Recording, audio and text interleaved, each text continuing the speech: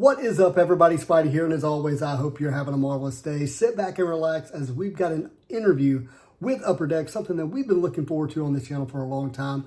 We're going to talk to them about the latest release of Marvel Platinum, a new flagship product that's designed, has technology that we have not seen in our Marvel trading cards before. We're going to dive into that and learn more about that set and the design behind it up next.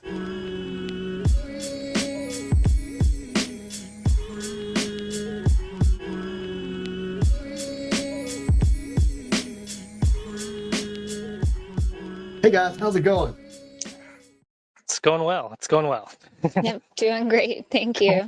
Yeah, so we have Diego and Hayley. Did I say your names correctly? You Yes. did. Yes.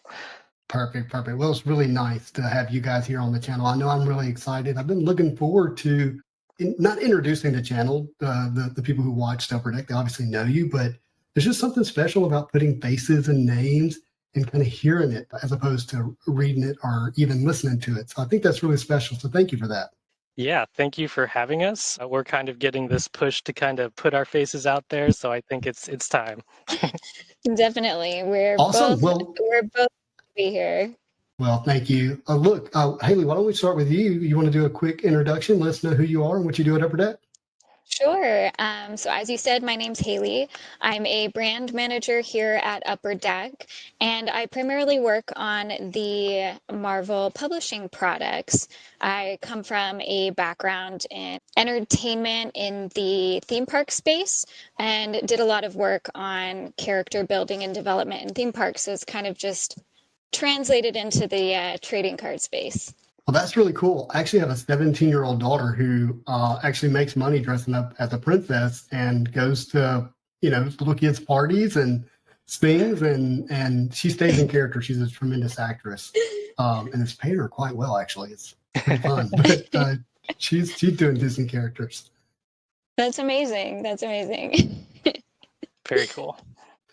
And Diego, I don't see your full name, so what's your full name and then what you do at Upper Deck? Sure. My name's Diego Yanto. I am also a brand manager at Upper Deck. My background, before this, I was in the printing field, so I was on the other side of what I'm doing now. And it's taken me across the country, and now I'm back in America, and I am trading cards. Across the country? You mean like East Coast to West Coast? Yes, East Coast to West Coast. I used to live in Myrtle Beach, South Carolina. Before that, I was in the Netherlands. So I've just been all over the place.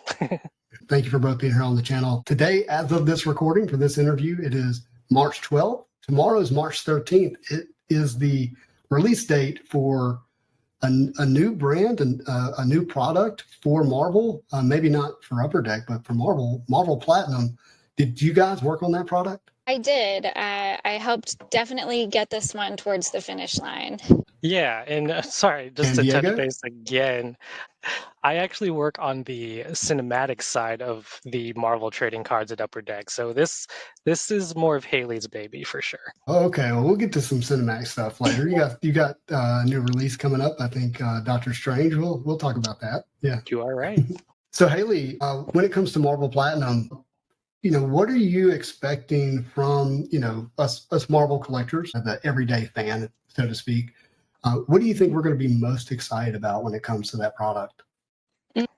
I mean, there's honestly so much in this product that I think is really exciting. And once everyone kind of has the product in their hand, they'll see what I'm talking about. Since it is a chromium technology set, it's kind of the first of its kind on the entertainment side. I think it was one other time or two, the 2015 Vibranium set had a little bit of it, but Marvel Platinum really revisits that technology in a broader sense. So it's really, really exciting. I've been getting, trying to prepare for how I'm going to open up the product with my lights, because I know it's going to have kind of this mirroring chrome effect. And I'm like, I've got to get that lighting just right. So, but at the same time, I don't want my face showing up in the card, Sure. I'm excited. It's funny you mentioned Vibranium. Vibranium has been what's the word I'm looking for? Divisive product that people have talked about. And I think in the Marvel space, it's because it did have this kind of sports feel to it, and then, there are some who would say, let's kind of keep that out of there. But there are a lot of elements, just work for trading cards, regardless of, whether it's sports or entertainment. And I remember hearing Grant Sandground on an interview with Ian Taylor, where he said that think about original art and vibranium done right, I think is the phrase that he used. Seeing the product, seeing the different chromium effects, and I don't know if I'm using the right terminology, I'm pretty excited about it. It does give way to a lot of parallels, and compared to what we're used to, let me put it in perspective. We're certainly used to parallels. We love our parallels in Marvel masterpieces, right? Mhm. And but I'm curious because I think when people started trying to digest this checklist kind of hit differently than other checklists for Marvel. And I'd love to hear your thoughts on how you think we're going to experience that as Marvel fans. Sure. I'd love to speak to a little bit about the parallels in the set. We kind of saw that we had a really great opportunity to highlight the content in multiple ways, I guess you would say. So it's almost much more involved and interesting to showcase all the, we have both original art and publishing art in multiple looks and different ways, just all the things that Chromium has to offer. Just to touch on it a little bit more, I think with the parallels and the amounts that we have, that brand itself kind of leads to it being a heavy kind of technology set. And with those parallels, we kind of want to make sure we're highlighting as well kind of those parallels that should be kind of paired with these awesome art, these character arts as well. Yeah, as someone who I open a lot of product here on the Spidey His channel. One thing I was looking at when on the spell sheet, it says, on average, you're going to get an auto or a numbered parallel numbered to 50 or less, and on average in every box, to 4 numbered parallels numbered to 99 or less. Then you have these other inserts, rainbow parallels and things of that nature. It almost feels like you're going to get a type of hit in every pack, like 10 potential hits in every pack. That's going to deliver, I think, a different experience to those who like to break product and open product. Was that I know it was intentional, but I'd love to hear it from you. I definitely think that it brings a new kind of experience, like you're mentioning. The collecting game really has evolved a lot over the years. And I think providing, a lot of different ways to view this set really speaks to that and just kind of grows with the evolution of the collector and bringing a new exciting experience to the entertainment side. And we also kind of have to keep in mind new collectors coming in, that we have products that vary through different tiers. And I think depending on what you get, you're going to get a sampling of kind of what we have to offer. And the Platinum Self was starting to lend itself to just like one of these amazing sets that's going to offer a lot for just various types of collectors as well. When Masterpieces 2022 was announced, it introduced new parallels to some iconic brands within the set. And I remember there was just this kind of conversation. Our brain has a way of going to the worst case possibility first, like before there's actual information to fill in that gap, right? And I remember kind of this thought like, oh, it's going to be printed to the moon, blah, blah, blah, blah, right? And, by the way, boxes are still too expensive, right? So whatever was printed, the market's still demanding a high price. But that was kind of the general thought. But as someone who opened up the previous releases, I had a much different experience opening up 2022 Marvel Masterpieces. It was incredible, to be honest with you. And I think that's been pretty universal for people who have been able to open more than one box. So it seems to me, yeah, at first it's kind of a lot to digest, cards that might have whatever number of parallels. But it also seems that you guys are trying to deliver an experience for every box that people get to open. Definitely. I feel like we want the experience to be forward when you're opening a box. I think that is kind of a staple in the Upper Deck kind of collector language. For each product, we concentrate on kind of how it's going to feel when you open it for sure. That is definitely something that we try to achieve with all of our sets, including the sports ones as well. So I had a question about that. With the sales sheet saying that on average, box average, you're going to get 4 number parallels numbered to 99 or less. According to the checklist, right now you have a parallel that's numbered to 99, but the next numbered parallel is to 35. So this is a big gap. So it's going to be interesting to see how that plays out, because there's not a number to 50 on the checklist. I was just going to add, you're right, it does jump down, but we do have, quite a few other numbered parallels within the product. And, that also includes, some of the autographed parallels as well. So it's we've got quite a bit going into the product that makes it exciting. That is exciting. One thing that I've really appreciated from Upper Deck recently, especially, is the effort to keep as many autos as possible on card rather than stickers. Sometimes it's hard to tell from photos, but there's definitely it appears to me that the original artists are definitely on card. But what about the creator autos? Are those on card, or are those sticker autos? The creator autos are the sticker label autos. And you're correct, the artist autos are the hard sign version. Again, we do just try to, see what we can get in the product and what makes the most sense.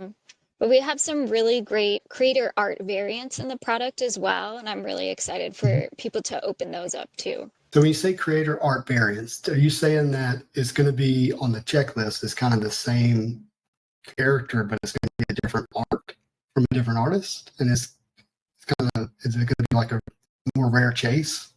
Correct. Sorry, you're cutting out a little bit for me. But I think to answer your question, yes. I think the creator art variant is the same character, but done by the creator in a different style. Oh, that's going to be exciting. That kind of brings me to a question about checklist.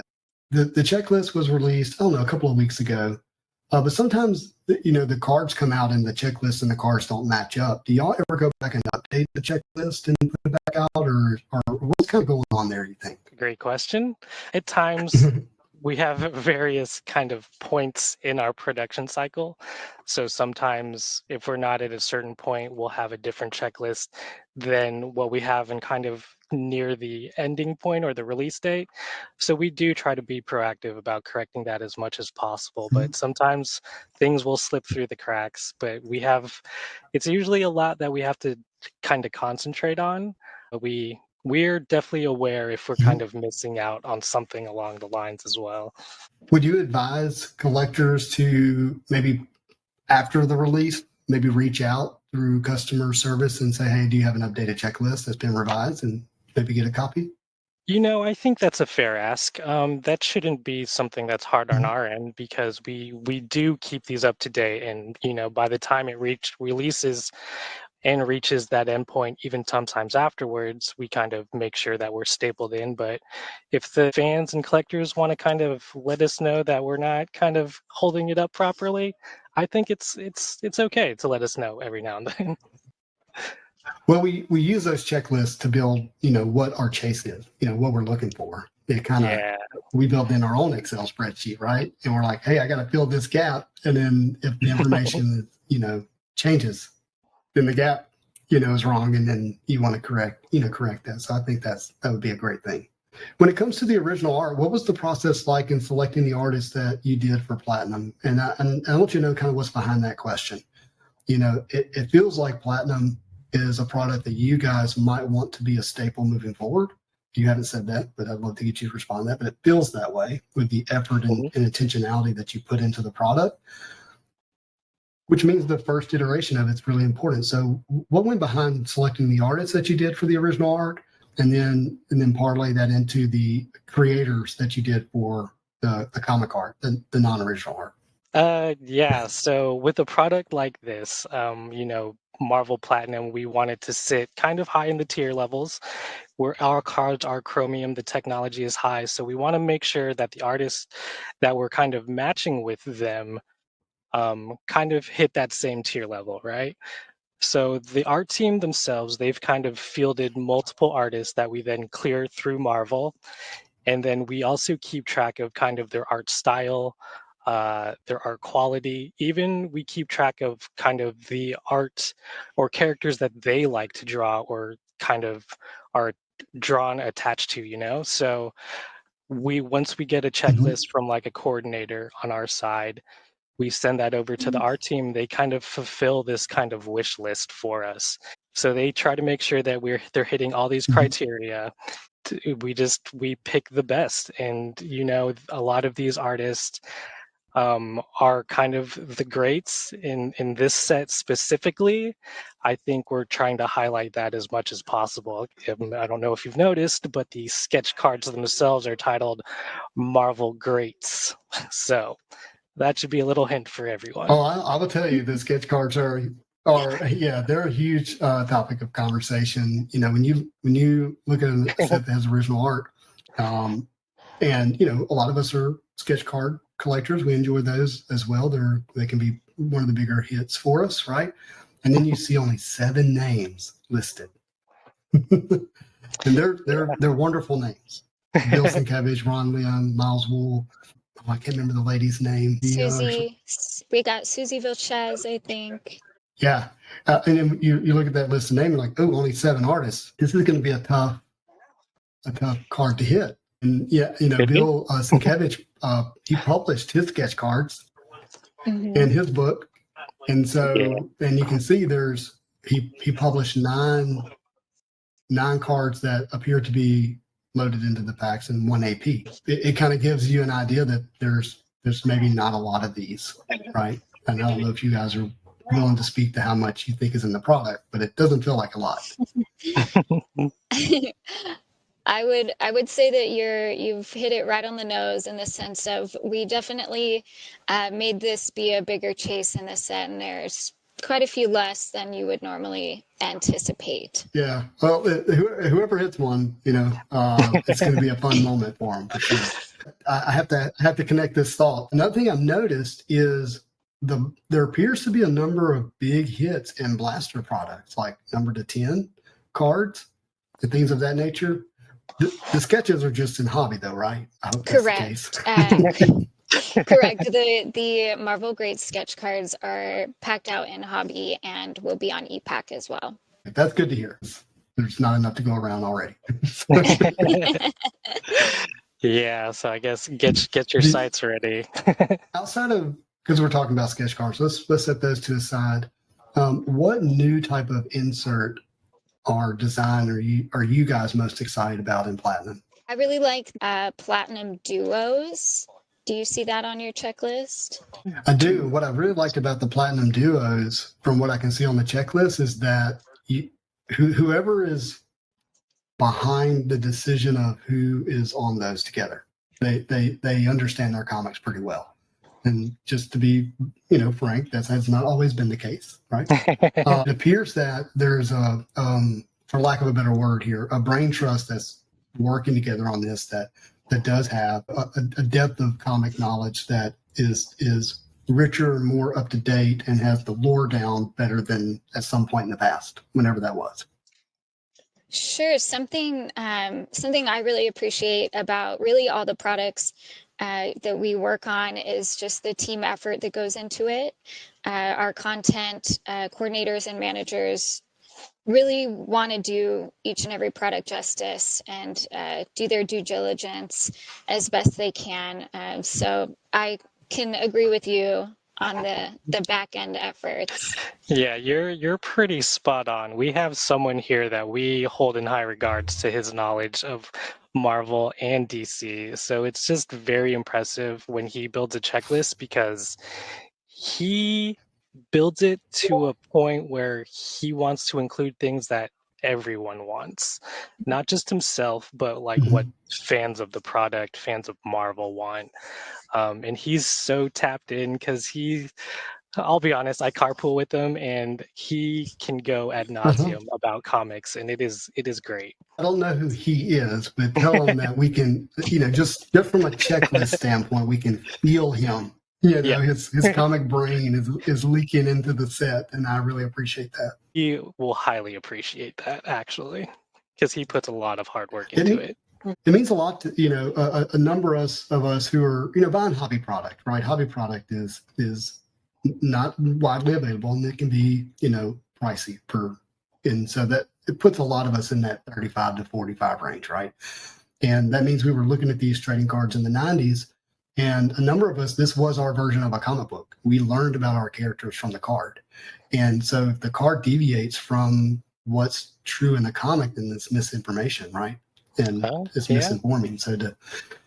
So to have someone who understands it, who understands the source material, like the comic history, and knows how to translate that into a card that a fan would, immediately recognize and go, yeah, this is it. This is really cool. This is really special.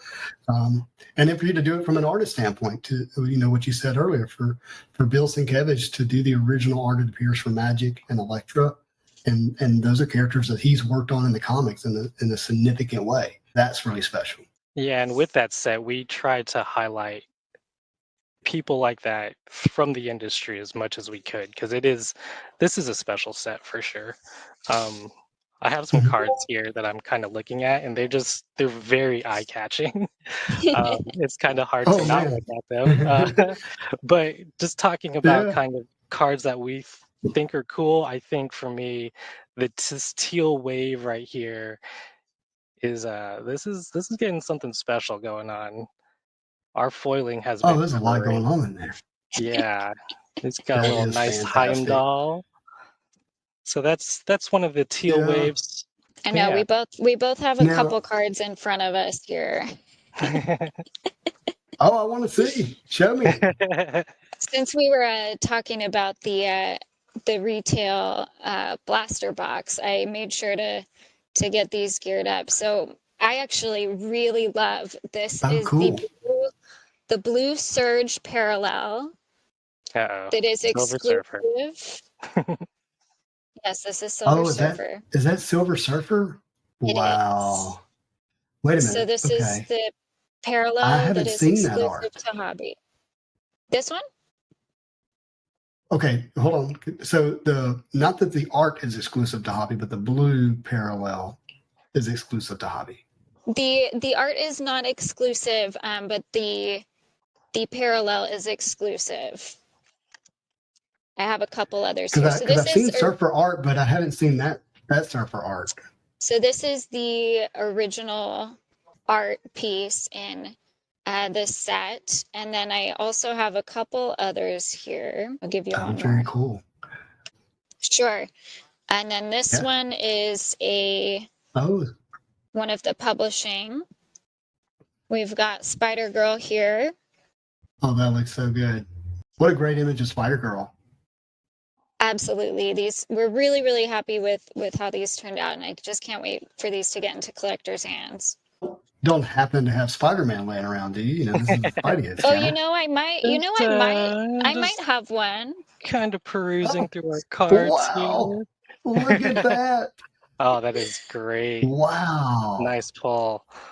That Absolutely. I'm very excited for the Blaster exclusive because these just came out so beautiful. I'll be picking some up myself. dude, that looks so good. Yeah, absolutely.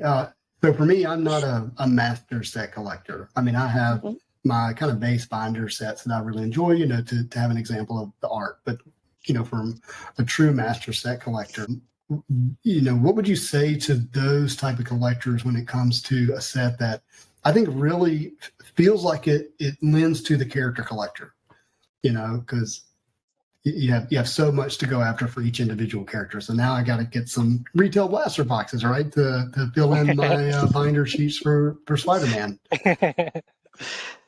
I think the master collector is kind of an interesting one, especially, as we kind of expand and test formulas of how we are building our sets. So not every set is now, I think, going to Mhm. be completely appealing to the master collector unless they really want to dig in and go hard into all the parallels, all the skews. And I think it also kind Mhm. of leads to are those collectors on EPAC as well? Are those the kind of the same guys on there kind of trying to Yeah. go big? So the master collector is an interesting one. I think you kind of have to kind of set your sights differently. You know, we release a lot of products these days, and we know fatigue is real. So I think it's kind of up to the collector to kind of decide what kind of collector they are at this point. I've been, telling some friends, I'm like, hey, we're in a pretty sweet spot season right now for Marvel cards. We had that period of time where there really wasn't a product release almost for a year. I mean, I know there was some lower end products, but we really went a while, in between. And then, now it's rolling, right? And it's rolling at a speed that probably exceeds what would be norm if it wasn't a catch up involved in it, And Correct. so I'm like, I know it feels like a lot, but enjoy it because once it cycles back out, you'll have more spacing. And this actually kind of creates some opportunity if you're paying attention, because not everybody can chase everything at once, right? Exactly. But once it's more spaced out, it's going to get a little more difficult. That's true. And we're trying to put some breathing room into it. We know the collectors can't always keep up, so we want to make sure that everyone's kind of getting a good run. Yeah, but you got to get reset first, and I think that's it's what I feel. As someone who's buying this product, and I mean, I've had something to open. I mean, there was a period there we were opening up new product almost every week, like for a little while there. And you're not wrong that we were playing a lot of catch up, and we're finally getting over that hill. Mm-hmm. Well, you can feel it. You can feel from the makeup of the set. You can feel from kind of the energy that I'm experiencing from you guys and from Upper Deck. And you can just looking at kind of future releases, seeing Marvel Flare out there, seeing Marvel Metal Universe Avengers, and then Flare Ultra Wolverine. Those sets just they feel like kind of a new breath of fresh air to some extent. We're post the crazy time, with COVID and all that kind of stuff. But what are you excited about, or what do you want fans to be looking forward to when it comes to some of these new releases and what's happening in the future? All right, my friends, that was part one. You have to stay tuned for part two if you want to hear about the upcoming sets and releases, even some stuff that we haven't heard yet, at least I haven't heard yet, here on this upcoming Upper Deck releases with Marvel Trading Cards. You have to stay tuned for part two of the video, but for now, it's going to be a flood of Marvel Platinum content with box breaks beginning on release day, and it'll go until we're out of boxes. You know how we do it here. And then I'll release part two when the timing is right for you all to enjoy. I hope you enjoyed this video about Marvel Platinum, my first interview with Upper Deck. The audio for me was a little spotty. I'm not sure what was going on there. We were using a software that I'm not used to using. But hopefully in the future when we do those interviews, the audio and visual will be, top shelf, like I think you're anticipating every time you come here to the channel. If you did enjoy this interview, if you did enjoy this content, do me a favor and Spotty, hit that like button. If you have any questions for me or Hayley or Diego, leave comments down below. And if you like this kind of content, you want to see more of it, hit that subscribe button. But as always, I hope you have a marvelous day.